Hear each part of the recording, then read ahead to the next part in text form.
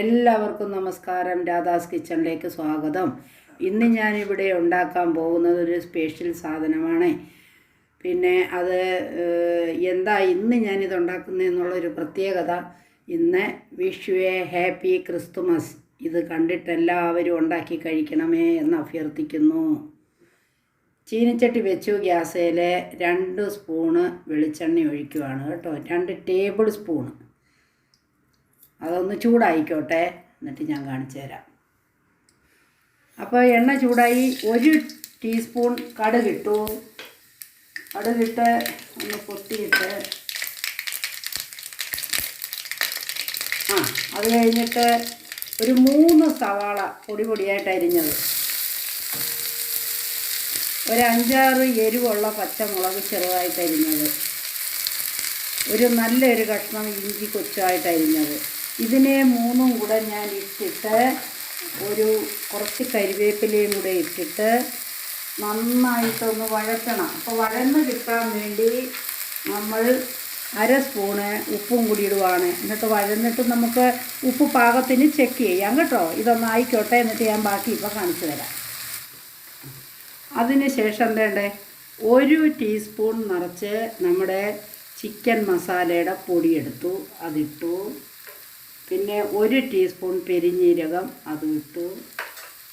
പിന്നെ 3 ടീസ്പൂൺ മല്ലിപ്പൊടി, 1 ടീസ്പൂൺ മുളക് പൊടി, 1/2 ടീസ്പൂൺ മഞ്ഞൾപ്പൊടി. ഇതിനെല്ലാം കൂടി ഇട്ട് നമുക്കൊന്ന് വഴറ്റിക്കോട്ടെ എന്ന് ഞാൻ കാണിച്ചു തരാം. അപ്പോൾ വഴറ്റി അത് കഴിയുമ്പോൾ നമ്മൾ ഒരു 5-6 കഷ്ണം വെളുത്തുള്ളി എടുത്ത് ചതച്ചിട്ട് ഒന്ന് ഇടിച്ചെടുക്കണം, എന്നാലേ അത് ശരിയായി വരത്തുള്ളൂ. അത് കഴിഞ്ഞിട്ട് ഒരു 3 തക്കാളി പൊടിയായിട്ട് അരിയണം, അതിനെ ഇട്ടു.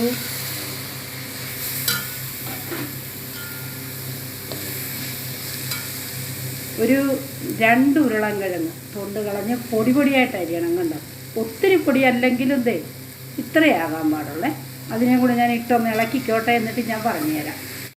3 മുട്ട ഞാൻ എടുത്തു. അതിനെ പുഴുങ്ങാൻ നേരത്ത് നമ്മളൊരു ലേശം ഉപ്പിട്ട് വേണം പുഴുങ്ങാൻ, അപ്പോൾ പൊട്ടാതെ നമുക്ക് കിട്ടും. അപ്പോൾ മുട്ട പുഴുങ്ങിയതിനെ ചെറുതായിട്ടൊന്ന് വരഞ്ഞ് കണ്ടോ. എന്നിട്ട് ഞാൻ അതിനെയും കൂടി ഇതിലോട്ട് ഇടുവാണ്. അപ്പോൾ ഞാൻ എല്ലാത്തിനെയും ഇട്ട് വഴറ്റിയെടുത്തു. എന്നിട്ട് ഞാൻ ഉപ്പുണ്ടോ നോക്കി, കറക്റ്റാണ്. അതിലോട്ട് ഞാൻ 250 ഗ്രാം ബിരിയാണിയുടെ റൈസ് ഇടുക. നമുക്കേ ഇങ്ങനെ അങ്ങോട്ട് ഇട്ട് കഴിഞ്ഞാൽ ഒന്ന് ഇളക്കി ചേർക്കാമെങ്കിലേ എല്ലായിടത്തും അതിൻ്റെ മസാലകൾ കിട്ടും. അപ്പോൾ അങ്ങനെ ഒന്ന് മറിക്കുക. മറിച്ചതിന് ശേഷം ഞാനിപ്പോൾ ബാക്കി പറഞ്ഞുതരാം. അപ്പോൾ നമ്മൾ കുക്കർ എടുത്ത് സ്റ്റൗമേ വെച്ചു. ഹൈയിലിടണ്ട, മീഡിയത്തിലോ ഇട്ടാൽ മതി. അത് കഴിഞ്ഞ് നമ്മൾ ഈ വഴറ്റി വെച്ചിരിക്കുന്നതിന് അതിനകത്തോട്ട് ഇടുവാണേ. ഒന്ന് ഇട്ടോട്ടെ മൊത്തം, എന്നിട്ട് പറഞ്ഞുതരാം. അപ്പോൾ നമ്മളിതെല്ലാം കൂടെ കൂട്ടിച്ചേർത്ത് നമ്മൾ ഇളക്കുമ്പോൾ നമ്മളിട്ടേ മറിക്കുകയേ ചെയ്യാവൂ, അന്നേരം നമ്മുടെ മുട്ടയൊന്നും പൊട്ടാതെ കിട്ടി. കണ്ടോ, അതിലോട്ട് ഞാൻ 250 ഗ്രാം അരിയാണ് ഇട്ടത്, ബിരിയാണി റൈസ്. അതിന് 250 ഇട്ടെങ്കിൽ നമ്മൾ അതിന് തന്നെ 500 ഗ്രാം വെള്ളവും കൂടെ നമ്മൾ ഒഴിക്കണം. 500 ഗ്രാം ഒഴിച്ചു. എന്നിട്ട് നമുക്ക് പെതുക്കെ ഒന്ന് ചെറുതായിട്ട് ഉപ്പൊക്കെ പാകത്തിനാണ്, എല്ലാം ഞാൻ ചെക്ക് ചെയ്തു.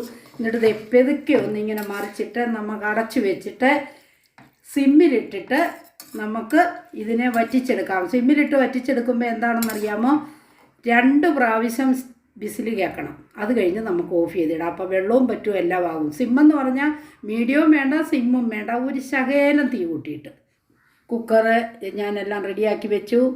പിന്നെ മീഡിയത്തിലിട്ടു. അത് കഴിഞ്ഞ് 2 സ്റ്റീം കേട്ട് കഴിഞ്ഞ് താഴെ നമ്മൾ ഇറക്കി വെച്ചതിന് ശേഷം ഒരു സ്പെഷ്യൽ സാധനം കൂടെ ഞാൻ അതിനകത്തിലിട്ട് കാണിച്ചു തരാം. അപ്പോൾ നമ്മളുടെ ബട്ടർ മുട്ട ബിരിയാണി റെഡിയായി. ഇതേപോലെ എല്ലാവരും ഉണ്ടാക്കി കഴിക്കണമേ എന്ന് ഞാൻ അഭ്യർത്ഥിക്കുന്നു, അപേക്ഷിക്കുന്നു.